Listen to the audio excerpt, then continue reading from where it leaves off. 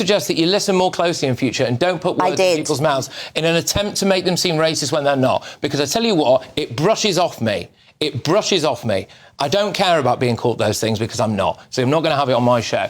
Who've worked hard, pay their taxes and abided by the law, Sam, do have a right to be concerned about whether or not local properties in the area they've chosen to live in, because they like that area, are going to end up accommodating, say, like 5 different Somali families or something like that. I think they've got a right to be worried about that. Why should it matter where they come from, who's living next to you? We are in a society that it shouldn't matter unless, of course, they're doing something illegal and wrong. Why are you picking on certain groups and making it a problem because they're like that? So you don't. I'm not making it a problem. Yes, you are. I'm saying that that's I what think gives people the like the riots are happening. And I happily will. I think that people have a right to want to protect the culture and the identity of where they currently live. Culture now. So that's going to become law. What does that mean, anyways? We are all different. We all have differences. We're sitting here and we're all 3 different. Absolutely. So what are you talking about?